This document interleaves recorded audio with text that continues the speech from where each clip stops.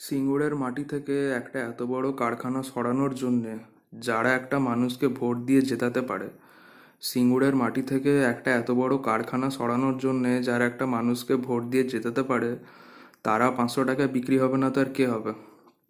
Kolkata metro নিয়ে তো ভাই অনেক ভিডিও বানিয়েছি, যে মমতা ব্যানার্জি কীভাবে কলকাতা মেট্রোকে পদে পদে আটকেছে প্রত্যেকটা লাইনকে ইমপ্লিমেন্ট করার সময়, সেটা তো আপনাদেরকে বলেছি। 15 বছর হতে চললো তৃণমূলের গভর্নমেন্ট এখন অবধি পশ্চিমবঙ্গে একটা বড় ইন্ডাস্ট্রি আনতে পারেনি। অনেকে আর্গিউ করবেন যে ভাই বেঙ্গল সিলিকন ভ্যালিতে এত সব কোম্পানি আসছে, সব ভাই একটা কথা বলে রাখি, সেক্টর 5 যেটা আছে কলকাতার, সেখানে তো আজকে অনেকগুলো কোম্পানি আছে। সেক্টর 5-এ প্ল্যানিংটা করেছিল বিধানচন্দ্র রায়। বিধানচন্দ্র রায় অনেকগুলো বছর আগে সেক্টর 5-এ প্ল্যানিংটা করেছিল, অ্যাকচুয়ালি পুরো সল্টলেক সিটির প্ল্যানিংটা করেছিল। নিউ টাউনের প্ল্যানিংটা করেছিল সিপিএম। ঠিক আছে, তার land acquisition including Bengal Silicon Valley যেটা তৈরি হচ্ছে, সেটা অ্যাকচুয়ালি সিবিডি নিউ টাউনের, সেটার ল্যান্ড অ্যাকুইজিশনটাও সিপিএম করেছিল। আপনারা নিউ টাউনের প্ল্যানিংটা দেখতে পারেন, সেইখানে আগে থেকেই এই সিবিডিগুলো মেনশন করা আছে। 15 বছর হতে চললো, এখন অবধি পশ্চিমবঙ্গে একটা বড় কারখানা আসেনি। না কোনো অটোমোবাইল ইন্ডাস্ট্রি এসছে, না কোনো সেমিকন্ডাক্টর প্ল্যান্ট, বা কোনো টেকনোলজিক্যাল বা কোনো ফোন ম্যানুফ্যাকচারিং ইউনিট, যেখানে সারা ইন্ডিয়াতে এতগুলো মোবাইল ম্যানুফ্যাকচারিং ইউনিট আসছে পশ্চিমবঙ্গে, মানে পশ্চিমবঙ্গ গভর্নমেন্ট চেষ্টা অবধি করছে না। প্রত্যেকটা যে সাউথের যে স্টেটগুলো আছে, সেগুলো সবই তো নন বিজেপি স্টেটস, তাদের মধ্যে বেসিক্যালি লড়াই লেগে আছে যে কে কটা ফ্যাক্টরি আনতে পারে এইসব। পশ্চিমবঙ্গের গভর্নমেন্টের ভাই সিলেবাস অবধি এসব নেই। ভাই আনতে পারিস না পারিস, অ্যাটলিস্ট চেষ্টা তো কর, অ্যাটলিস্ট চেষ্টা তো কর। সেমিকন্ডাক্টর প্ল্যান্ট নিয়ে অনেকগুলো কথা উঠেছিল, আমি আপনাদেরকে বলে রাখি অ্যাকচুয়ালি কেসটা অনেক আলাদা। এখানে তৃণমূলের গভর্নমেন্টও আনেনি, আর মোদিজিও আনেনি এই জিনিসটাকে, যেটা হচ্ছে কলকাতা অ্যাকচুয়ালি। টেগর টেগর টেকনোলজি যিনি আছেন, যে কোম্পানিটা এটা আছে, সেটা কলকাতার মধ্যে তাদের অনেক অপারেশনস আছে। এটা বিদেশি কোম্পানি টেগর টেকনোলজিস, বাট কলকাতায় তাদের অনেকগুলো অপারেশনস আছে। তো টেগর টেকনোলজি একটা ব্রেক থ্রু অ্যাচিভ করেছিল সেমিকন্ডাক্টর ফ্যাব্রিকেশনে। সেই যেই জিনিস ওরা ব্রেক থ্রুটা অ্যাচিভ করেছিল, সেটাকে অ্যাকোয়ার করেছিল গ্লোবাল ফাউন্ড্রিজ।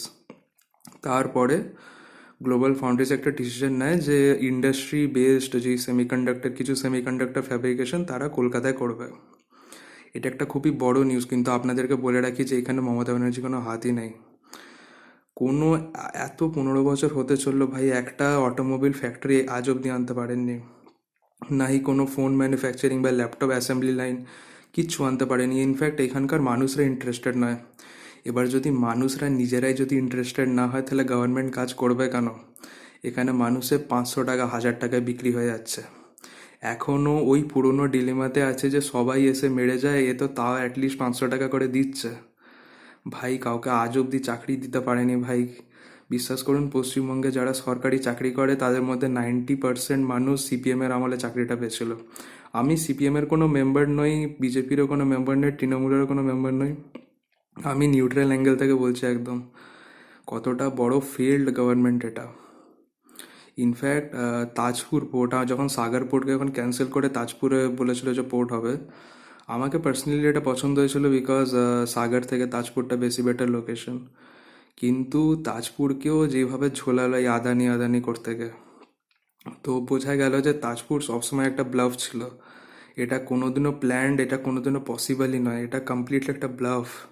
আর পশ্চিমবঙ্গের মানুষকে যেইভাবে ঠকানো হয়েছে, তাজপুর তাজপুর পোর্ট, যারা একটুখানি শিল্প এইসব চায়, জানে তো এইসব কোনোদিনও হবে না, নাহি কোনো ইন্টারেস্ট আছে।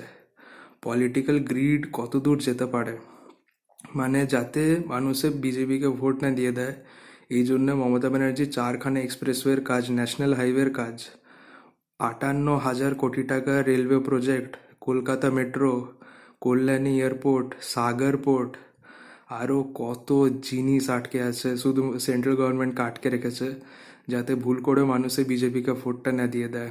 ইনফ্যাক্ট এই কল্যাণী এক্সপ্রেসওয়ের যে কাজটা হচ্ছে না, এর মধ্যে 50% ফান্ডিং সেন্টার দিচ্ছে, আর এই ল্যান্ড অ্যাকুইজিশনটা সিপিএম করে গেছিলো।